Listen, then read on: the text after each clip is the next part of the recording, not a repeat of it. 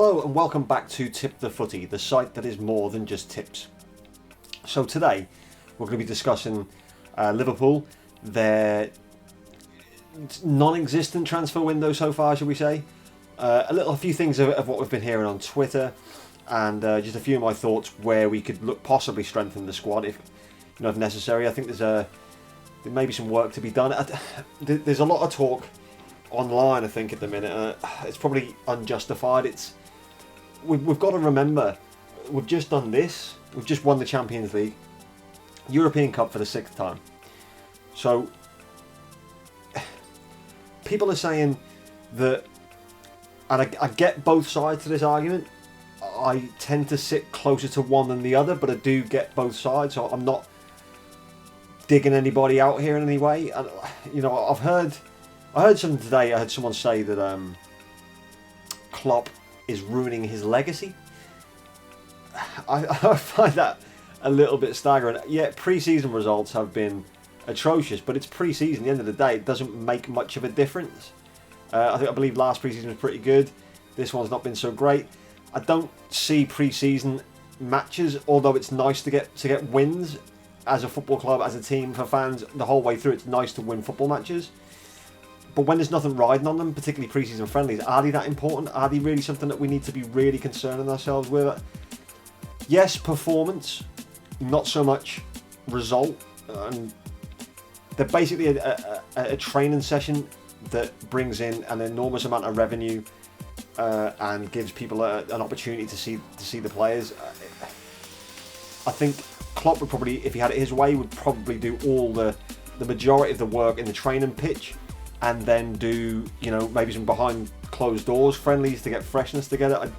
It's become such a commercial spectacle now that you have to have tours, and you have to go and go to these places. You have to go to different regions, different countries, and give something back to the worldwide fan base, which is fine. But to criticise the performances or to criticise the results on said tours, probably a bit pointless. That it won't be the same when we line up against Norwich, when we play Norwich, or even City in the Charity Shield or the Community Shield.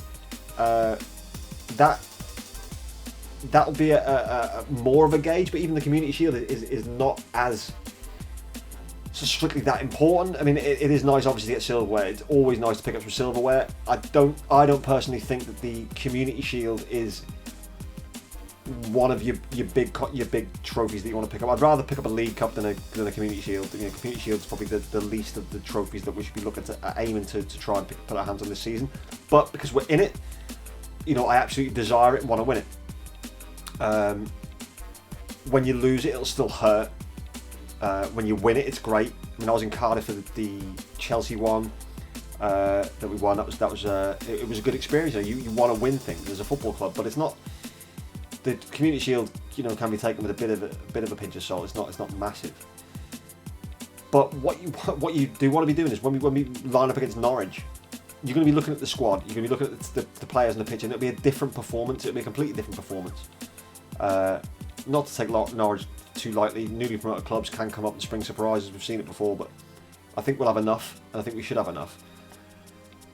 But talking about transfers and how things are, I think you've got to remember that we are European champions. So yes, I understand what people are saying is we are a much far better place to go and say in the market, I want you, and they're far more likely to join based on the fact that you are more attractive now. We're probably at our most attractive for 15 years since 2005 Champions League final, although we weren't a fantastic squad then, but we just needed a few more quality players brought in to maybe kick on from that. I don't think we failed to do this. But so at this point in time, squad-wise, we're the strongest we've been in the Premier League era, without a shadow of a doubt. So when it comes to wholesale changes, look, we've seen this before. We've seen 8 or 9 new bodies come in, disrupt the harmony, change the dynamic of the group. The group dynamic we've got at the minute is really, really good. The Barcelona game proved that. They fought back for each other. They wanted to win for each other.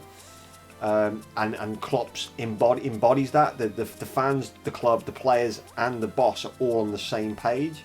At the end of the season, we were all pulling in the same direction. It seems that that's changed or subsided a little bit through some fans, based on the fact that we're not doing what Man City have done and are doing. I think City have spent still like the 6th most, is it? No, Man United have spent the 6th most. If City spent the 3rd most or something this window, I think Villa have spent the most. And I think, you know, I think we're 19th. I think only Norwich have spent less, but I think that would probably change when you factor in the Harvey Elliott transfer. So yeah, I think that would have changed once the Harvey Elliott, because I'm assuming there's some compensation to pay and things like that, and obviously with Sepp van den Berg, I think you know that figure's already included. I'm not sure. I don't think the compensation fee with Fulham would have been included in that yet. So Manchester City, obviously, the thing with Manchester City is that they can make expensive. They can choose expensive gambles. So they don't necessarily have to have a player come in, hit the ground running and be a key integral part of the side. The squad is very, very big. It's bigger than Liverpool's, obviously, and they are far stronger financially, you know, than us. I mean, they're backed by virtually a country, and they've got plenty of wealth to spend. There is obviously the FFP conversation, and whether that will come to anything, I don't know. I'm not overly bothered by it. I think that at the end of the day, I don't believe that sanctions will ever really make much of a difference. I think there's always clever accountancy, and I think that works for any football club. I think anyone who can get away with it will. I do think that's unfortunately going to be the way of the world. It's just one of them things, and you know, I don't see much of an impact from FFP. I don't think it'll make much of a difference. But that aside, City have got the ability to go and spend 60 odd million on Rodri. Looks an absolutely fantastic signing. Looks exactly like somebody who'll probably be the heir to the Fernandinho throne, and you know, that looks like a really good purchase. But if City, you know, wanting to go and get another one of them in, just as on the off chance that they're physically able to. I mean, Riyad Mahrez, for instance, didn't play a great deal of football. Obviously, no doubt a quality player, but it's an expensive signing to have. It's a squad filler at a very, very expensive rate. I don't think that we need to do that. So what we're going to do now, we'll have a little flick through the squad. Bearing in mind it is a European Cup winning squad who finished with 97 Premier League points last season. Yeah, the Cups probably suffered as a result, but ultimately the two you're always going to want to take if you can is the League and the Champions League. And obviously you've only got to ask Man City what they want the most. They obviously want the Champions League, and we obviously want the League obviously more than anything else. But in if you take all bias of any football fan away, the trophy that everybody wants is the European Cup. You know, that is the most sought after prize in club football in the world. You know, it is the thing that every single big European side wants to win, particularly Juventus and Bayern and Real Madrid's, Barcelona's and stuff. Teams that dominate the domestic league, you know, have done for a long period of time. It is the one thing they want. Paris Saint-Germain are the one who obviously, you know, steamroller their league most seasons. I think that's probably why PSG don't win the Champions League, is because I don't think they've got enough. They don't play enough opposition that can cause them any issues, kind of week in, week out. And I think that's got a lot to do with it. And players a lot of them are there for the finance over the joy of playing for Paris Saint-Germain in that very uncompetitive league. So what we're going to do is we'll take a look at the squad, and we'll go through the players, and we'll see, you know, who can cover where and what we actually do need to do. So we'll do that now. So if we start with the goalkeepers, let's start with obviously Alisson. Now, arguably the best goalkeeper in the world on current form. Definitely top 3 best goalkeepers in the world. I don't think that can be really argued, and certainly I know a lot of Man City fans are going to be Ederson, and a lot of Man United fans will probably be De Gea. I think De Gea is obviously is a phenomenal standout keeper, done it for many years in a row. there's some kind of dip with him at the minute. I don't really think it's hard at United as much as I think that had it not been for the Courtois going to Real Madrid from Chelsea, the De Gea deal would have probably made him a lot happier to go. I think he wanted to go there. Obviously that fax machine issue, deadline day, maybe 4 or 5 years ago. So we've got Alisson, arguably, like I said, one of the best goalkeepers in the world. 3 Golden Gloves this season. Can you upgrade him? No, absolutely not. So we've got obviously a number 1. Mignolet. I mean, as a number 2 goes, he's top level. He's a Premier League first choice goalkeeper for, say, most teams from maybe sort of 8th to 14th. He's going to be walking into those sides a lot of the time. So an outstanding second choice. That's if he chooses to stay. I mean, he may go, but I think that's an outstanding number 2, a perfect number 2. And then you've got that Kelleher, young lad. So we've got a few young goalkeepers, and Andy Lonergan's there at the minute for some help. Whether that's going to be a thing or not, I don't know. Maybe like a third choice, and let the younger goalkeepers maybe go out on loan, develop and stuff like that. Grabara, I think, has gone out on loan or sold with a buyback, something like that. So we've got, I think, goalkeeper-wise, we're probably all right. I don't think there's much need for any kind of strengthening there. Now, into defence, so you've got, we'll go centre-backs. We've got Virgil van Dijk, obviously, probably the best centre-back in the world. Definitely top 3, top 4. I mean, you could, people argue Ramos for trophies and Ramos and various other defenders for trophies and stuff, and that's fine. You can have your own opinion, but on current form, I'd say there's no one better. Dejan Lovren, probably 4th choice centre back, and arguably, one of the better 4th choice centre backs that you can have. I mean, he'll walk into a lot of Premier League teams as a starter. Another thing with Dejan Lovren though as well, because I talk about squad dynamic and keep people happy and stuff. The relationship him and Mo have got are brilliant. He's obviously a likeable guy. People like him around the change room. I think he speaks 7, 8 languages or something. So he keeps anyone new coming in, stuff like that.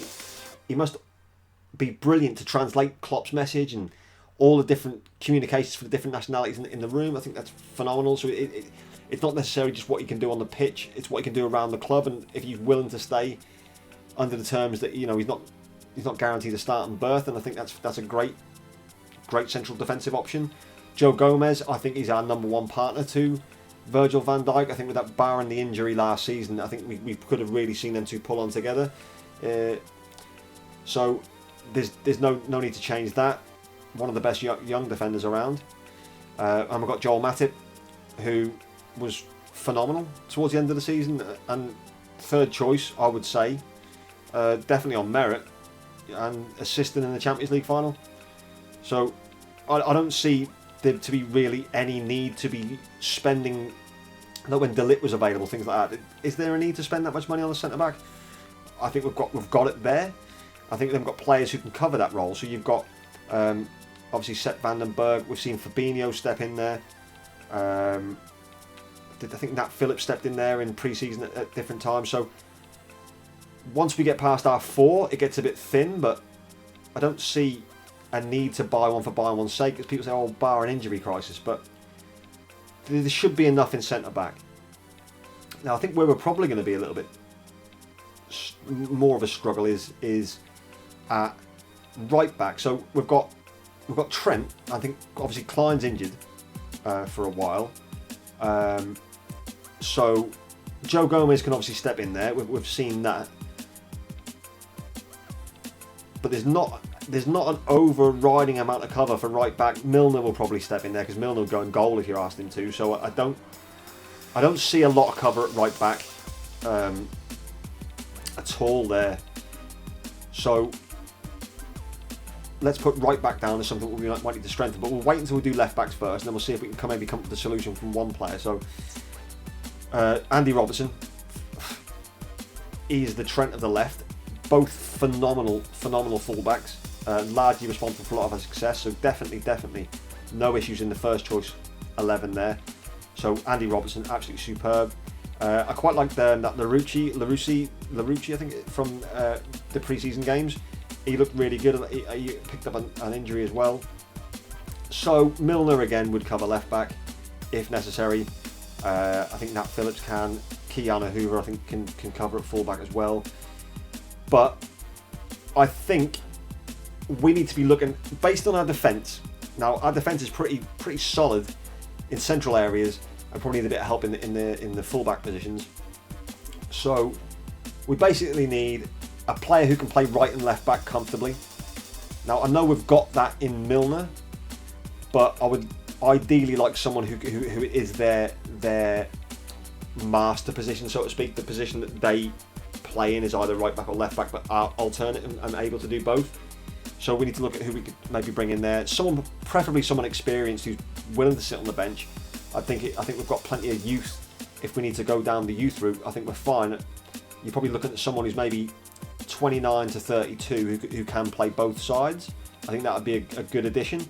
So we could argue that maybe a definite strengthening needs to be done there. So then we go into central midfield. We'll do attack 6, the whole thing, just the whole of the midfield. Players who can play across midfield.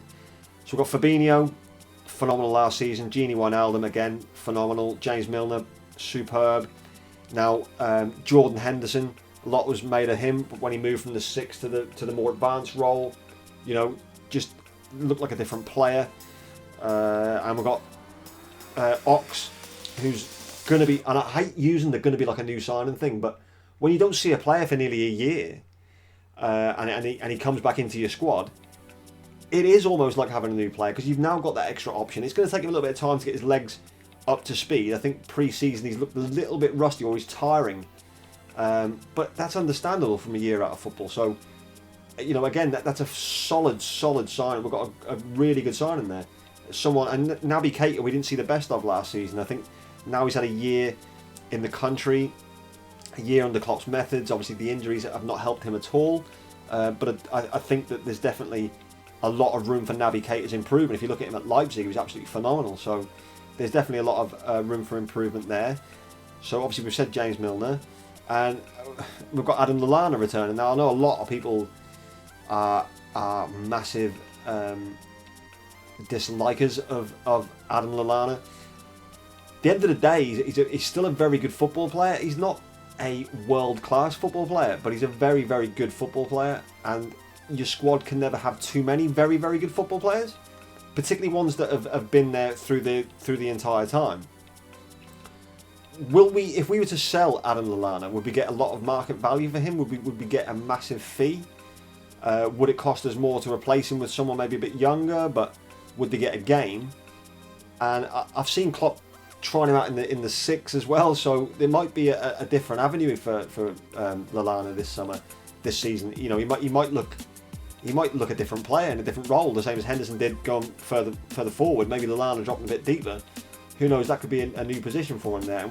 We'll see that as the season progresses, because obviously he's got bad injury track record as well. But I don't see it as an issue to keep an Adam Lallana in your squad. Certainly not to be replaced for no reason. So people said that lacks a bit of creativity, and I think they are right if you base it on last season, but only due to the fact that the two arguably most creative players out of those is probably Keita and Ox. So Klopp will know more than any of us, but I think the two players who we're relying on more for creativity are going to be Naby and Ox, and having them in the squad this time round makes it a bit more exciting. I mean, I know that the midfield we had, don't get me wrong, I love the midfield we used for the majority of last season. I think they're very workmanlike, but they're very disciplined, and they do get the ball back and they win it back, and they're all very accomplished on the ball. No one's really panicky. They're all very skillful and tough. Like Hendo and Milner particularly. So I know people are arguing for possible Coutinho coming back. I'm on the fence with that one. I mean, it's something that would excite you, isn't it? I mean, essentially, but I don't really want to bring people back who shit on us. I don't know. I know this is his dream, and it was his dream to go and play for Barcelona, and that's okay. My problem is the manner that he went about it, the paying some of his own money and the really forcing through the move, the bad back, the transfer request on the eve of the Premier League season. You know, I was happy when he got back into the squad and he started playing well and he was scoring goals. That's fine. It's just the manner that he went about it. I'm not particularly happy with him with. So, of course, if he came back, that would mean that Klopp would want him back. I don't believe that he does. But if he did come back, then I'm not going to be against it. Again, you can't really have too many amazing football players in your squad. The thing that would concern me would be group dynamic. But that being said, Bobby still seems to love him, and obviously he gets on really well with Bobby. Fabinho and Alisson, both Brazilian. I wouldn't have thought it would take very long for him to be reintegrated into that group. I think that they're probably big enough lads to learn and deal with that and move on from it. So if he did come back, he comes back, and I would be happy to see a very good player returning to my football club.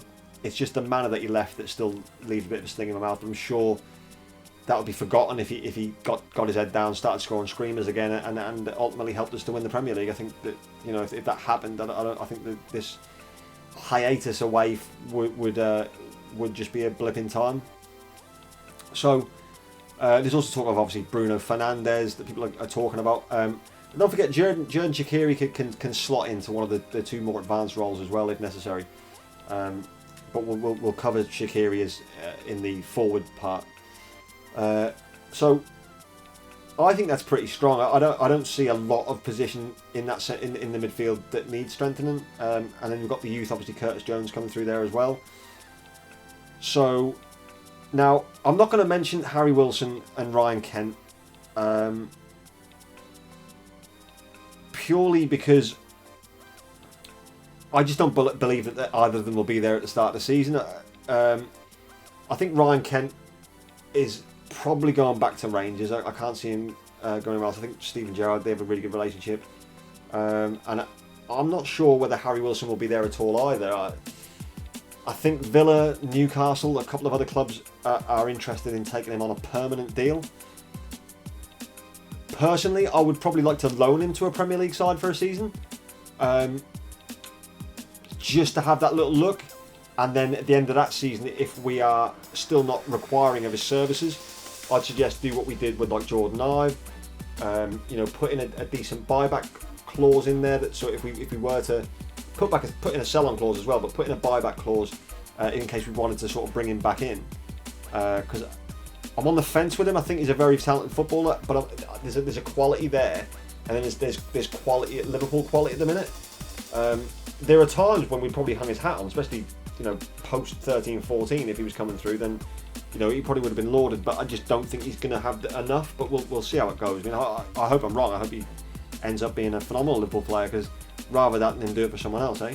Oh, and then obviously Harvey Elliott signed. I'm not sure how much use he's going to be this season, moving 16 years old. I imagine him to get time from the bench. I imagine him to probably start League Cup games.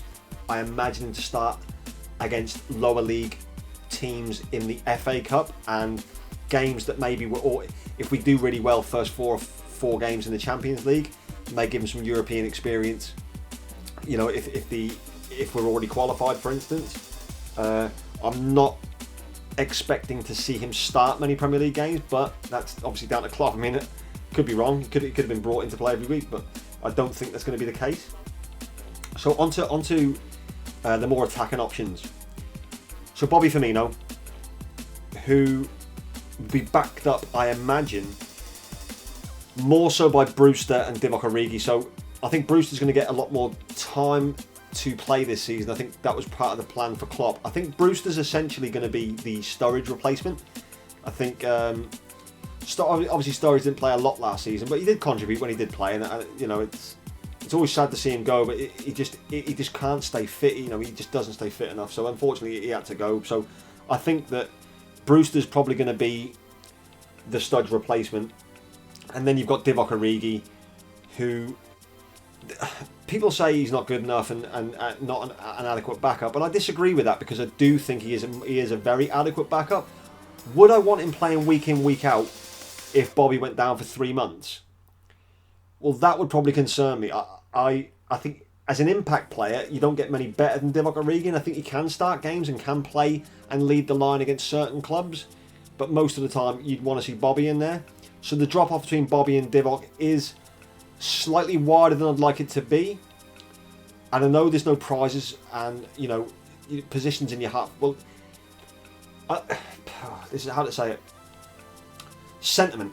There's no place for sentiment, I understand that. But I do think that Divock Origi, given the chance, will be fine.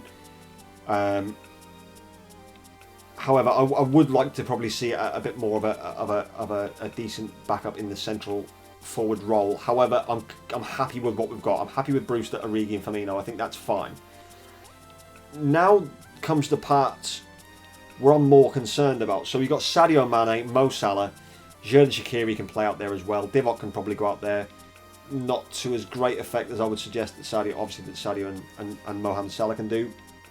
So my concern would be Mane or Salah going down for a long period, because I think the drop off to our winger, you know, our wide forwards, the drop off is huge if you drop it off to Ben Woodburn or, for instance, Harry Wilson, for players like that. So I think there's definitely, as we said with the right and left back, someone versatile to play on both of those. I think someone versatile to play on either wing or either side of the centre forward, so in the three, to play on either the two outside parts of that.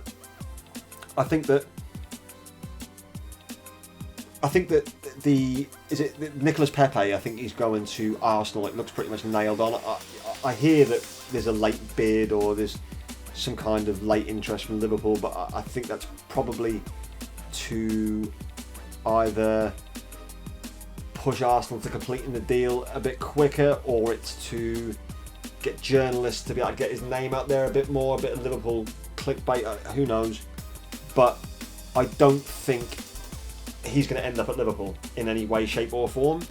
So it does beg the question that, are we looking for a wide forward or a Mane or Salah, sort of someone who can come in and do both? I don't think we are, and I think that's probably the worrying aspect of it. I think that's where you should be worried about an injury crisis, is them two wide men. I think everywhere else on the pitch we can pretty much deal with it. Even fullback we can probably deal with. I mean, losing Alberto Moreno isn't as big a loss as people think. Obviously it's not a big loss at all. I mean, personally, out there, didn't rate the guy. He seemed like a lovely fella, he seemed like a nice guy, got on well with the squad, and he seems fine, but he wasn't really, he never really endeared himself to me as a footballer. So basically, if we had Robbo go down last season, Milner would play there. I don't think he'd even considered putting Alberto Moreno into left back. He'd rather have put Milner there, who's out of position. So are we really concerned so much about fullback? I would like one in personally. I would like a fullback in who can cover both sides. I'd like a wide forward in who can cover both sides, because I think other than that, this is a solid unit and a very good one, because it got 97 points last season, and you know, we won the Champions League, and it's not far off being able to do. You know, we don't win the Champions League every year. We got to back-to-back finals. Phenomenal achievement. If we go again, get to the final again, fantastic. Obviously, I want to win the Premier League. That's the one we've wanted to win for 30 years. It's going to be. So there is areas for improvement in the squad. My concern again would definitely be wide forward. But who do you get in? Who do you bring in? Because the problem we've got is that if you want to go and get someone in who, so the drop-off isn't as high, so you could argue Wilfried Zaha. I think he would be an outstanding signing to play across that front three, not because he's been linked with Everton and anything like that, and not because it looks like he wants to leave Palace. I just think that he's the sort of guy who, if he plays for us, will maybe play 30 games across all comps, because it means that we can appearances, not starts. It means that we can bring one of Mane or Salah off if they're getting a bit tired, the legs are getting down, and you can keep everyone's levels up. Because someone like Wilfried Zaha coming on, if you're tired as a defender, chasing Mo and Mane for 75 minutes, you get 15 minutes of Zaha, and then a week where maybe Mane's feeling a bit of his hamstring or Mo's not feeling it, you start Zaha. That's not a bad drop off, and he can cover both sides. I would probably go for something like that. The fee apparently is 55. I think that Everton's offers 55 million. Cenk Tosun and is it James McCarthy? I think.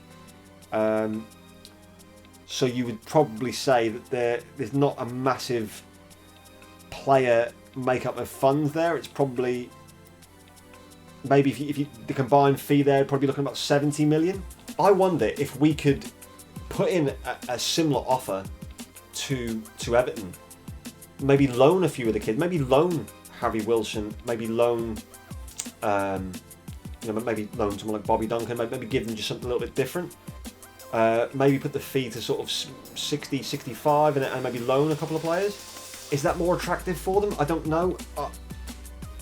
I would definitely consider Wilfried Zaha. Definitely now the Nicola Pepe ship's gone. I think that we really do need to look at that wide forward role. But if we started the season with what we've got now, it isn't a disaster. And I think a lot of people are... From what this is obviously a lot of the stuff you see it on Twitter, so a lot of that can be taken with a pinch of salt when it comes to opinions. But it isn't all doom and gloom. What it seems to be like is when a few of your mates have gone out and bought these really expensive, nice new things, but the things you have are already better. Yet, because they've got them, it makes that more desirable. It's this recency bias thing as well.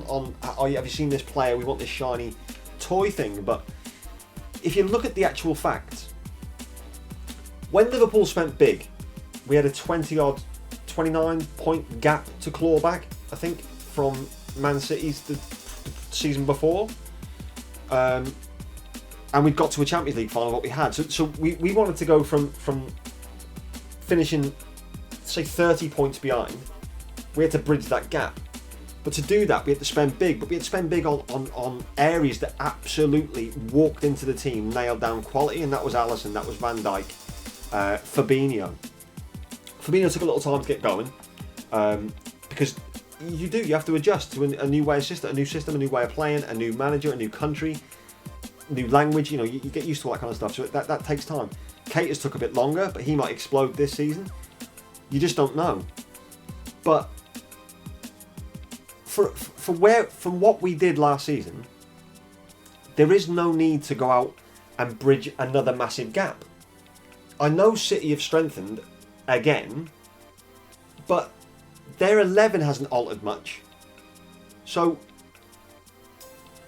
when you win the league consecutively as well, I mean, is the hunger going to be there this time? Is the desire going to be there this time? Are they going to have one eye on that Champions League? Because they are desperate to win the Champions League. Could the hunger for the Premier League be slightly off? Slightly not as full pelt as it's been? 198 points they've got in 2 seasons. Is the desire to go and do that again strong enough when they want to win the European Cup? So when it comes to crunch times in sort of February and March, and they've got maybe 1 or 2 tired legs, and they've maybe drawn Barca or a Real Madrid, and they're going to have to go full pelt at it, would they drop points at Selhurst Park the weekend before, or up at Newcastle? You just don't know.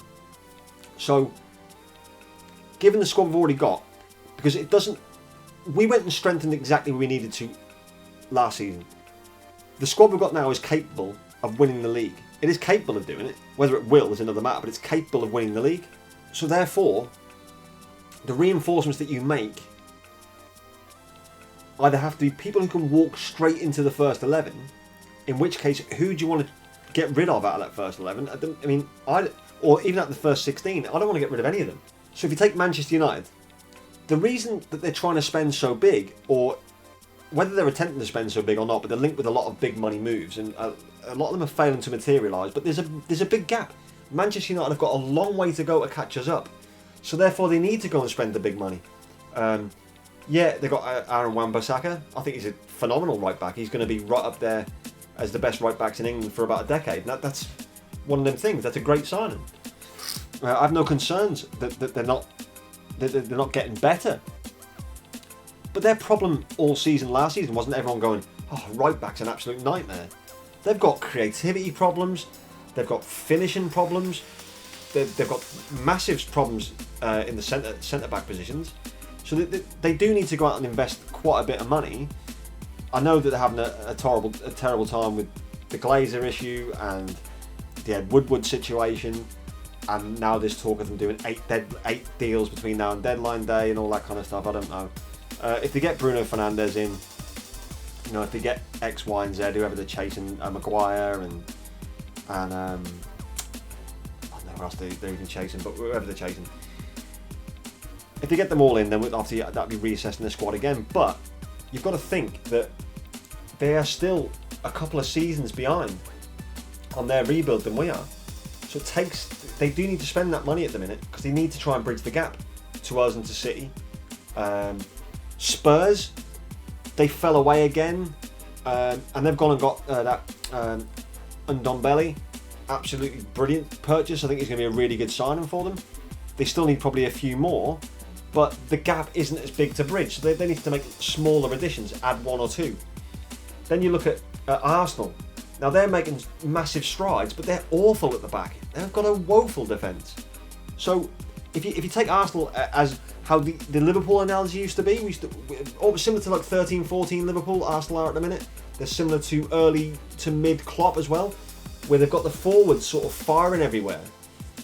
But then you come up against a team who will sneak victories off you, or teams that you just can't outscore one day, and you start to drop points. It's the car analogy. Arsenal have got the front end is now shining and nice. The midfield is coming along perfectly, but their back is shit.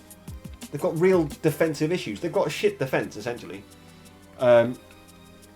So they need to now. They've done really well. They'll bridge the gap. They may get top 4 because of it, which again they can then maybe go and address the situation of defence.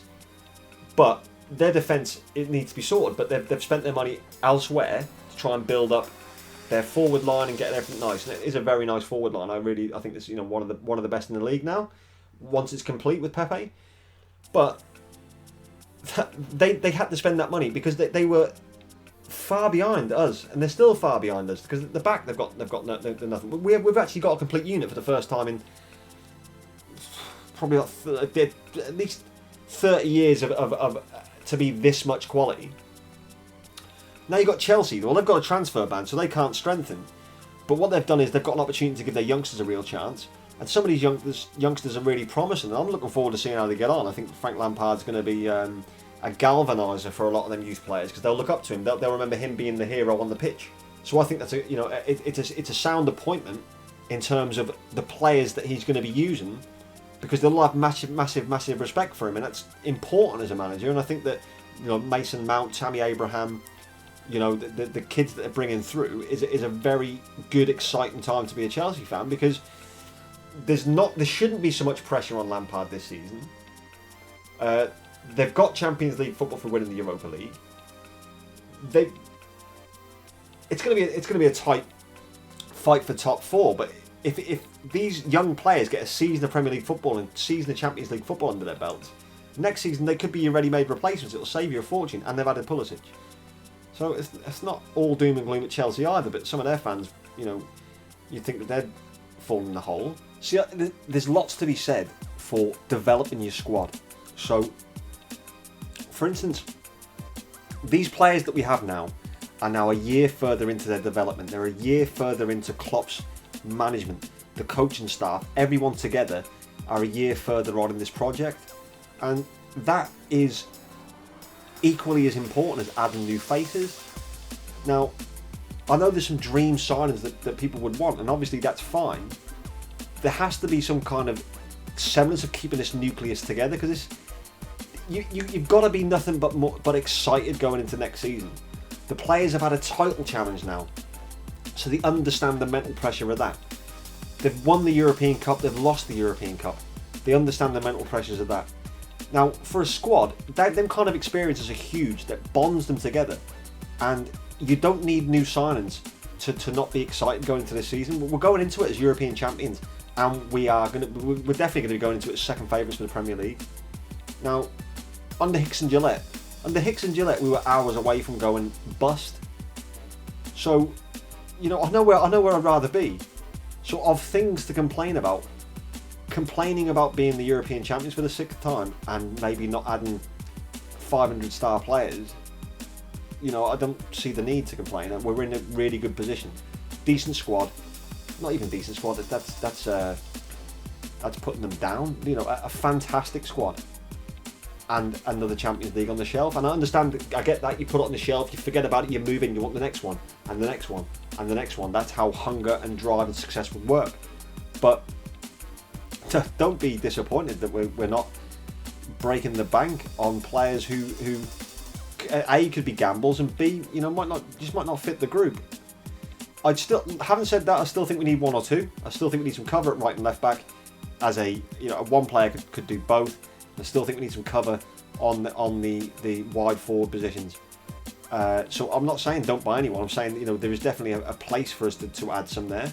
But at the end of the day, it's down to Klopp. I don't believe that he's been told that he can't spend. I think if he identified a player he wanted and it was available and there was a deal to be done, then we'd do it. I mean, look how good Michael Edwards has been. Now, look, I'm seeing these FSG out hashtags reappear and Klopp out and stuff like that. I mean, it's just ridiculous. FSG, whether you love them or hate them, have put this club so much further forward in terms of a business, a revenue stream, and I don't like clubs being. You look at Mike Ashley, for instance, as a terrible owner at Newcastle.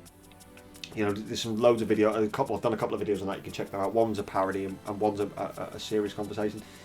You look at that, like you wouldn't want that, an owner bleeding the club dry. But this club is the owners we've got now. They've redeveloped the stadium. They're pushing on.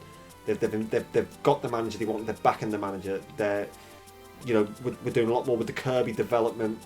There's a lot of stuff that we are doing to improve our commercial footing.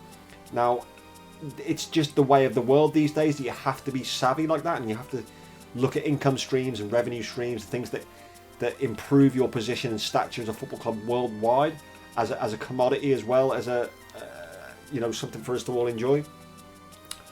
During the 90s, Manchester United were fantastic at that. During the 90s, they really did well getting the stadium done at the right time, and they kicked on commercially and made themselves one of the biggest football clubs in the world. And we are now getting right back to that again, and it's down to savvy management and getting the right people to do the right jobs in the commercial side of things. So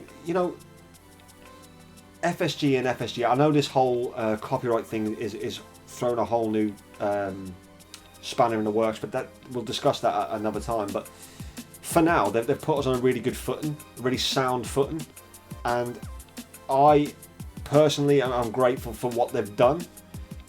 But that's just me. I don't talk for the entire fan base. I know there's people who've got issues with them still, and that's okay. Everyone's entitled to their opinion. I just think that they've done a really good job with the club. They've moved us on significantly, both on and off the field, in a relatively short period of time, and I'm for one, I'm happy with that.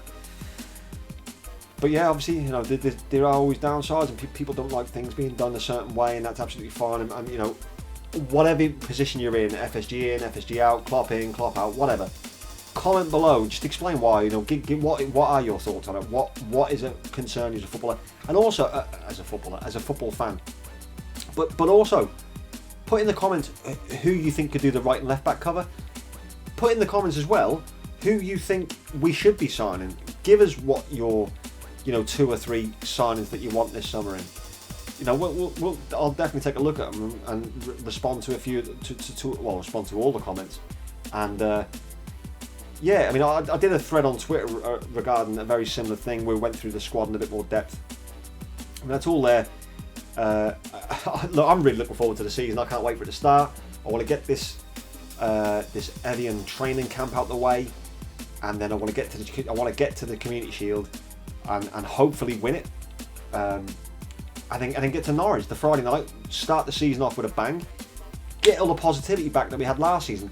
After the Barcelona game, the fan base was on cloud 9. Let's get that back. Let's go and batter Norwich. If we can loan Suarez for a game, maybe that'll scare them enough, hopefully. But no, if we just go and give Norwich, 3-4-5-0, something like that. Give us a good jumping off point for the season. I'm sure the fan base will be right back in the same position they're in now, after Barcelona. It's exciting times to be a Liverpool fan. It is absolutely exciting times. I'm buzzing. I can't wait. I literally can't wait for the season to start. I've been doing my head in, watching the AFCON. I love watching all kinds of football, but when there's no Liverpool game for X amount of weeks, it does start getting to you like, oh, I want to see the team play. But look, any of your thoughts, if you agree with what I've said, put it in the comments. If you disagree with what I said, put it in the comments. Don't forget to give us a thumbs up. Check out as well, subscribe to us, and go and check out the pinned tweet on Twitter, because we're giving away a copy of either FIFA 20 or PES 2020 over on Twitter and Facebook, Twitter and YouTube. So if you subscribe to this channel, go over to the pinned tweet on the Twitter, retweet it, and put in the comments below the team you support, and obviously we'll like and we'll follow you back, and then you can choose your platform. You can choose which one of the games you want and which platform you want it on. You can put it on PC, PlayStation 4, Xbox. You choose, and there'll be a copy winging its way in the post here. So yeah, if you're interested in that, definitely give us a subscribe and try and win that. But no, other than that, they're just my thoughts. I've been a Liverpool fan for 34 years, and it's never going to change. I love the football club, and they're just my thoughts on the season ahead and what players I think we need to do, and our lack of transfer business so far. Obviously, everyone's gonna have a different opinion, and it's absolutely fine. But just get them all in the comments. Go and follow us on Twitter. Let's have this discussion. Let's see what Real Reds. Because another thing I keep hearing Real Reds, Top Reds, and all this shite. If you're a Liverpool fan, you're a Liverpool fan. Get it all in the comments. Whatever you feel, tell us, and we'll discuss it. And yeah, I'm looking forward to speaking to you again. Definitely, obviously, we'll do another Liverpool video definitely before the Charity Shield. I'm doing actually my predicted Premier League table. That should be out on Wednesday. So if you're interested in that, basically we're going to do it'll be in two parts. We're going to do 20th to 10th, or 20th to 11th, and then 10th to 1st, and it'll be just a rundown of what the clubs have done in the window and how it's improved them and where they're likely to finish, and it'll also give us plenty of material for the start of next season. We can go back and look at how badly wrong I got the table. So yeah, do all them good things. Go like, comment, subscribe, and we'll see you again soon. I'm Dante. Goodbye.